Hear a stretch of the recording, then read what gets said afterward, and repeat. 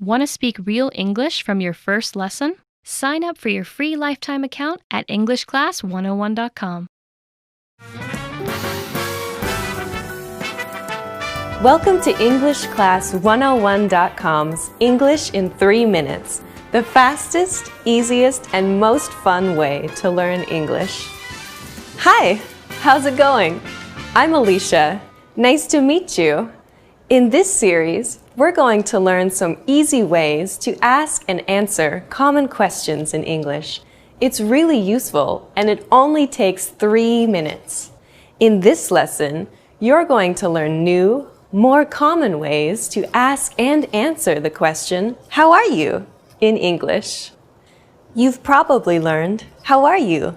and "I'm fine" in textbooks before, but in the United States, people will usually ask this question and answer it in a different way. First, let's review. If someone says, "How are you?" you can say, "I'm fine." I'm fine. Here are some other ways to answer. Pretty good. This means about the same thing as "I'm fine." Pretty good. We also have not bad. You can use this if you are feeling just okay or so-so. Not bad. Let's look at our question again. How are you? This is the most well-known way of asking how someone is. You could use it when you want to be polite. But now, let's look at some different ways to ask how someone is. These ways are more casual and much more common. First, hey, how's it going? Hey, how's it going? You can answer this in many ways. If you're feeling good, you can say, good. Good. Pretty good. Pretty good. Not bad. Not bad. Once more, good. Pretty good. Not bad. Here's a tip. Even though these answers mean the same thing as "I'm fine," you can't answer "How's it going?" with "I'm fine." It will sound a bit strange. If you're not feeling good, you can say "Not so good." Not so good. Not great. Not great. Or not so well. Not so well. Be careful. If you say one of these, the other person will usually ask, "Why? What's wrong?" to be polite. Then you will have to explain. Another casual but very common version of "How are you?" is "What's up?" What's up? To reply, use a cheerful voice as you say, "Not much," "Not much," or "Nothing much," "Nothing much." This means you're free and able to chat. Since "What's up?" is just another way of saying hello, you can also reply with "Hey" or "Hi." Now it's time for Alicia's advice. A lot of the time, when we ask questions that mean "How are you?" in English, we're not actually asking about the other person's health. We're only asking to be polite. You should think of these questions as another way of saying hello, a way for the conversation to get started, instead of actual, literal questions. In fact, when someone asks you, "What's up?" you don't even have to answer. Just say, "What's up?" in reply.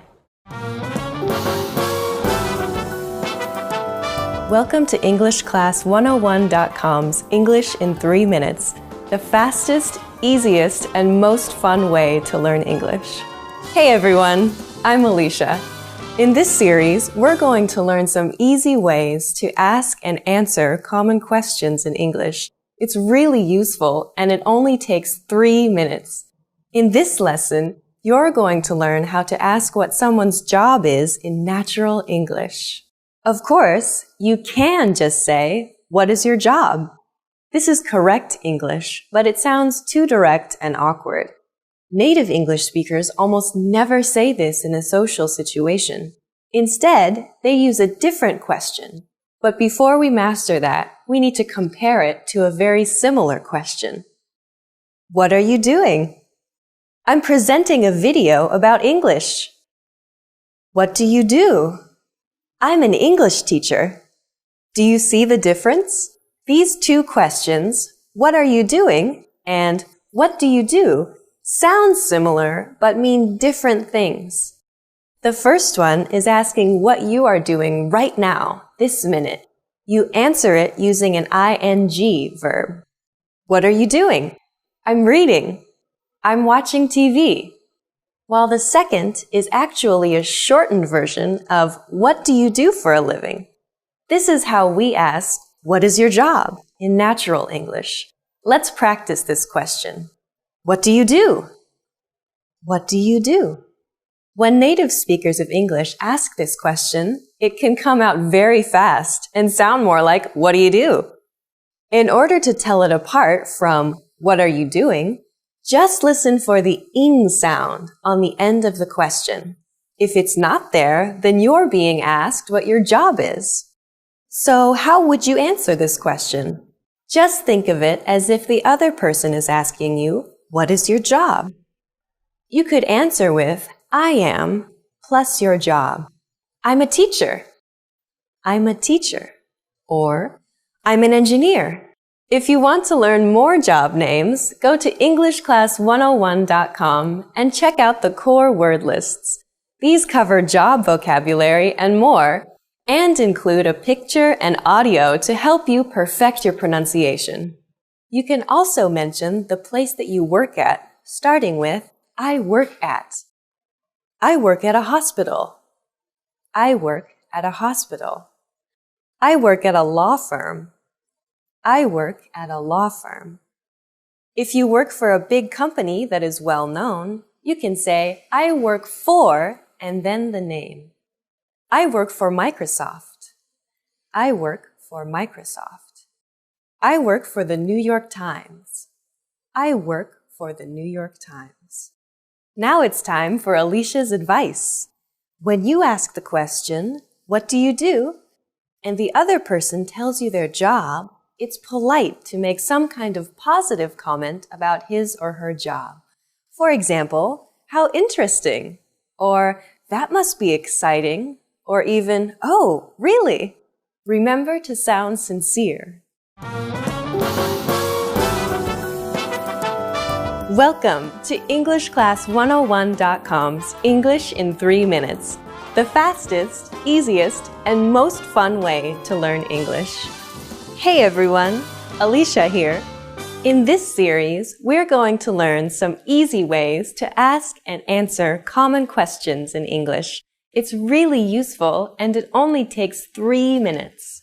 In this lesson, you're going to learn how to ask what someone's hobbies are without using the word hobbies. You've probably seen the question, do you have any hobbies? Or, what are your hobbies? In an English textbook before. However, native English speakers almost never use the word hobbies when asking about them.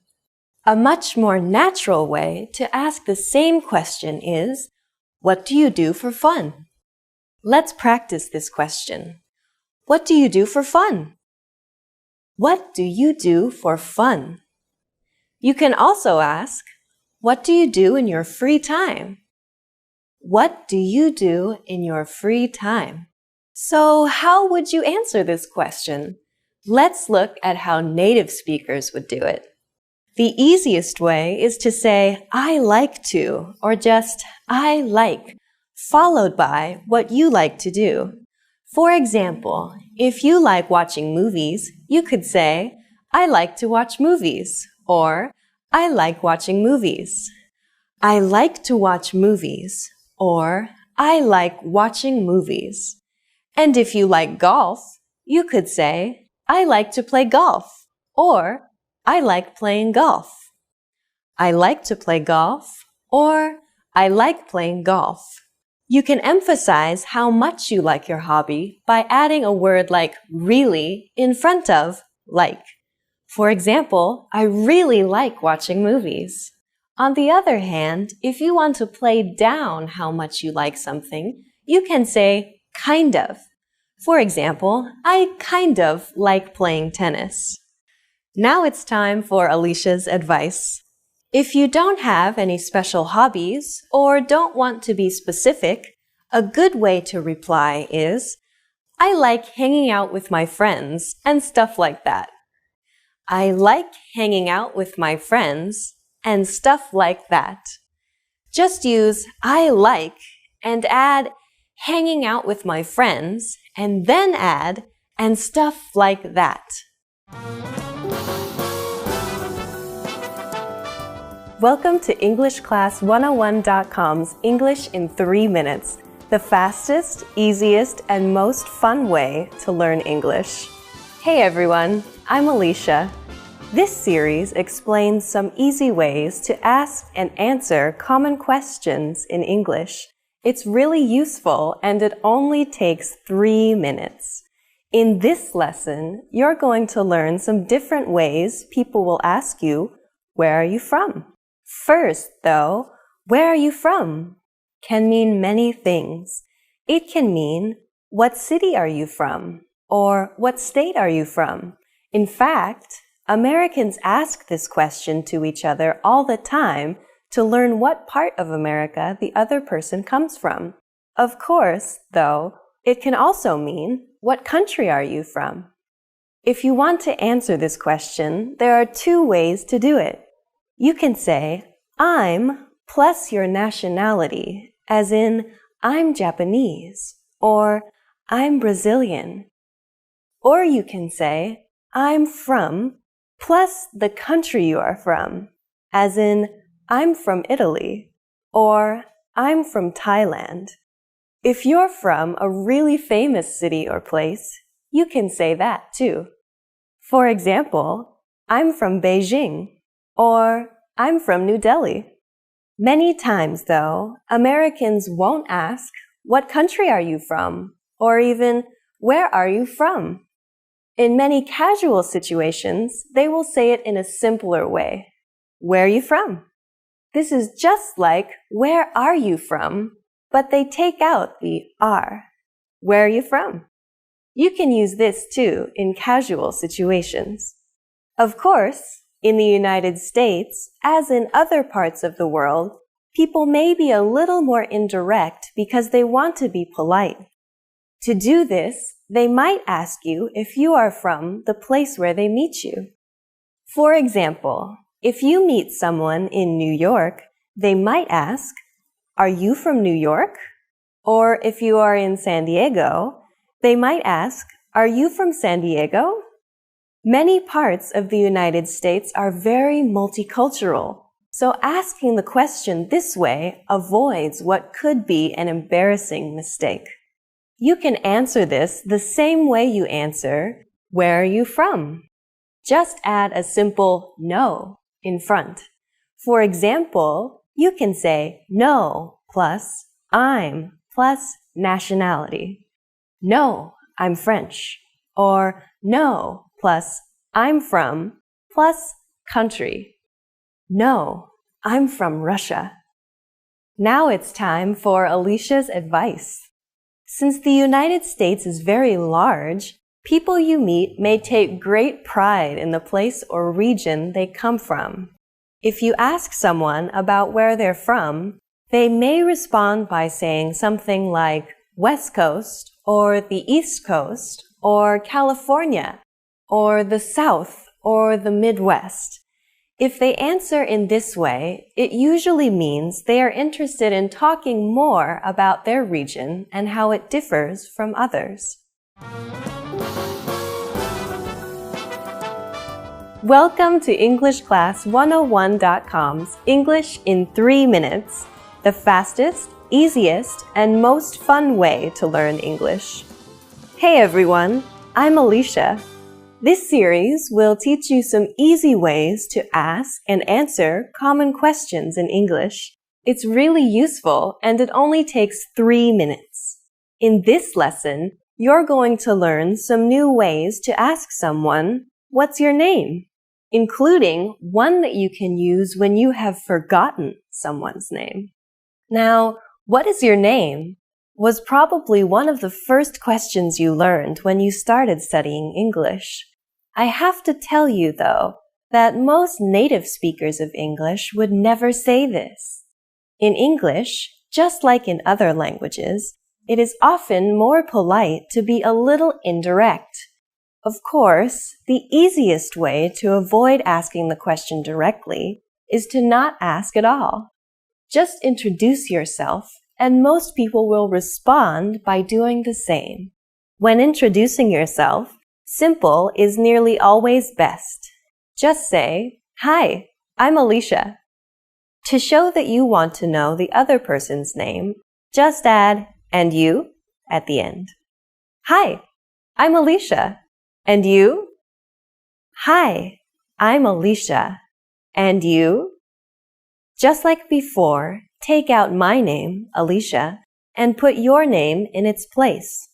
After you say this, the other person will tell you his or her name. Okay, now let's talk about an embarrassing situation that happens to everybody. You have already met this person once before, but you have forgotten their name. The most polite thing to do in this situation is to apologize and ask again. There's a simple way to do this that's also polite. "I'm sorry, what was your name again?" "I'm sorry, what was your name again?" This sentence is very similar to "What's your name?" but it has three important differences. First, we say, "I'm sorry." A small apology can go a long way. After that, we say, "What was your name?" This is just like, "What is your name?"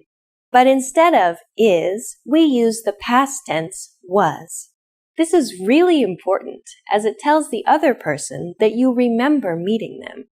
You haven't forgotten him or her. You have just forgotten the name. This little word makes all the difference. "I'm sorry, what was your name?" Finally, we add again to the end. This is another hint that tells the other person that you remember learning his or her name before, but you just can't recall it right now. "I'm sorry, what was your name again?" This phrase is appropriate for both formal and informal situations. Now it's time for Alicia's advice. In the United States, it's normal to address people by name in conversation more than once. In both formal and informal situations, it's a way to show respect or interest in the other person and can help you make friends. It is also a great way to practice someone's name so you don't forget it.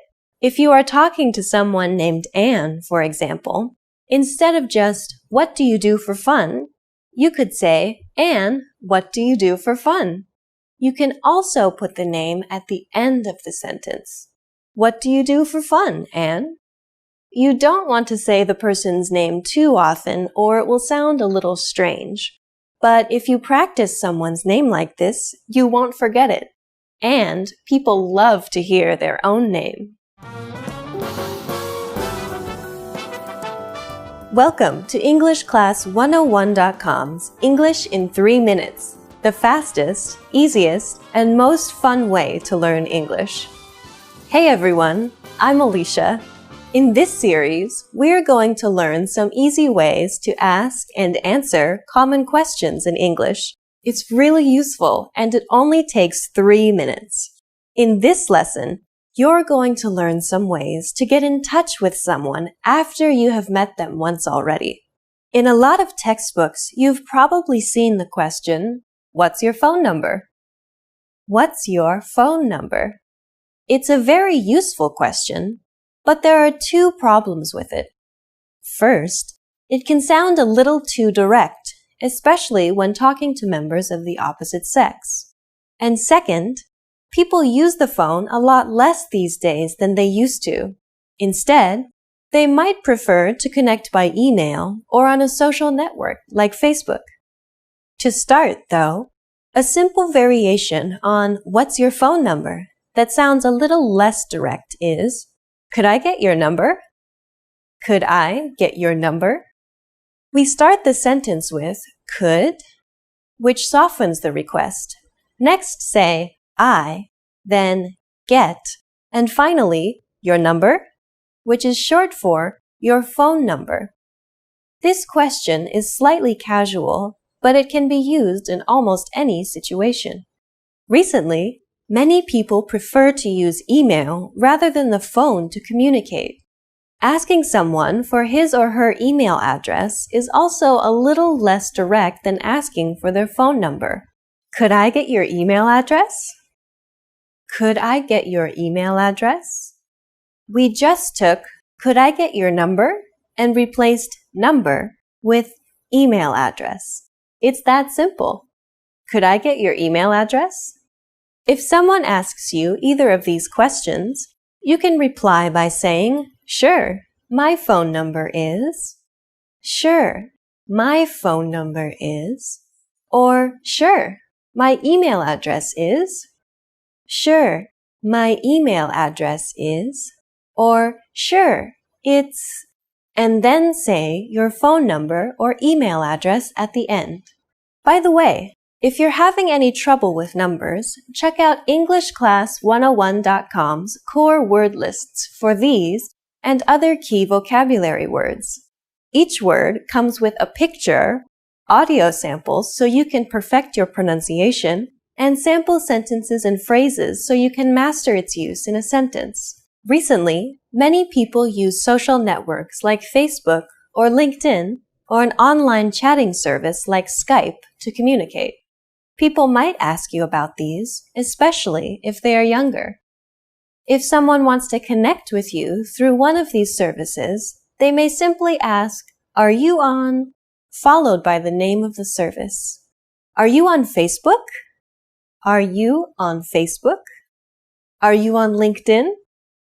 Are you on LinkedIn? Are you on Skype? Are you on Skype? To answer, you can simply say, "Yes, I am," or "No, I'm not." If you respond with, "Yes, I am," the other person may ask how they can connect with you on one of these services. Of course, if you're not on one of these services, they won't be able to contact you.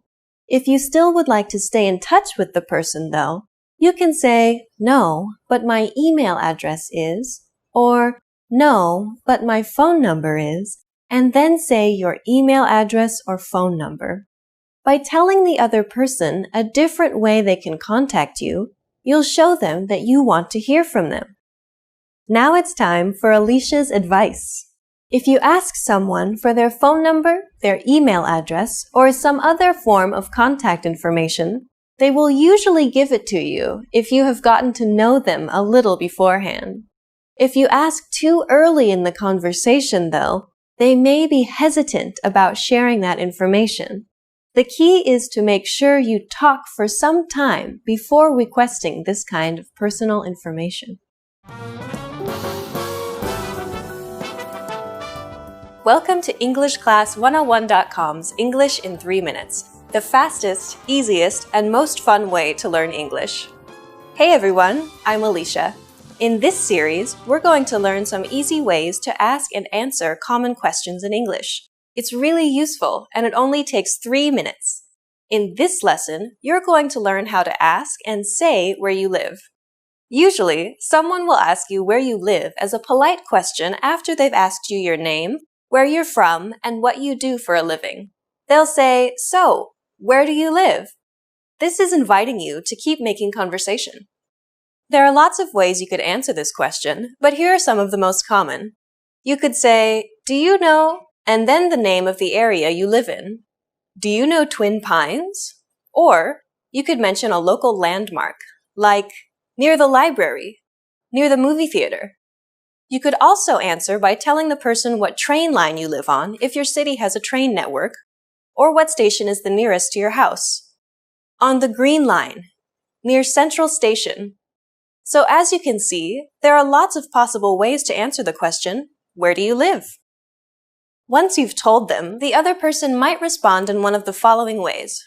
"Oh yeah, I know it. I live near there." Or maybe, "I'm afraid I don't know it."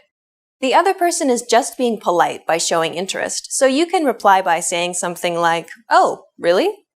Since the other person is asking you this question to be polite, a good way to continue the conversation is to ask them the same question in return. You can just say, "How about you?" Or, "Where do you live?" Put some stress on the you. Where do you live? Now it's time for Alicia's advice. Asking where someone lives is a way to try to find something you have in common with the person you're talking to. So if you're familiar with the area the other person lives in, make some comments about it. "That's a really nice area," or "The park there is really pretty." Anything is fine, as long as you don't say anything negative that could be taken as offensive, like, "That area has a high crime rate," or "I hear that area is really dangerous." Welcome to EnglishClass101.com's English in 3 minutes, the fastest, easiest, and most fun way to learn English. Hey everyone, I'm Alicia. In this series, we're going to learn some easy ways to ask and answer common questions in English. It's really useful and it only takes 3 minutes. In this lesson, you're going to learn how to ask someone where they went to school or college. Asking someone where they went to college is a good small talk question and conversation starter. However, you have to be careful not to offend people if they didn't go to college. We'll tell you how to do this. The question is simple. If the other person is over 22, it's likely they will have left college already, so you ask using the past tense. Where did you go to college? You could also say, where did you go to school? In American English, depending on context, school often means the same as college. If the other person is British or European, however, they're more likely to say, where did you go to university? The answer to this question is really easy. All you say is, I went to university in city. I went to Southern Oregon University in Ashland. If the name of the city or town is part of the university's name, like Tokyo University or Oxford University, you can add the name of the country instead. I went to Tokyo University in Japan. Once you've heard the other person's answer, it's polite to make some kind of comment. For example, wow, that's a really famous university. Or just, oh, really? Sometimes, when you ask, where did you go to college? The other person might reply, I didn't go to college. In this situation, you should be careful how you reply so as not to appear rude. It's polite to not act surprised, but instead make a positive comment like, oh, really? Or ask a question like, did you go straight into a job? Now it's time for Alicia's advice. A good follow-up question to keep the conversation going is to ask the other person, what did you study? Or what was your major? This gives them an opportunity to talk about something they're interested in. In the next lesson, you'll learn how to ask another basic question about the other person, which often features in first-time conversations between native speakers. That's, do you have any brothers or sisters? See you next time!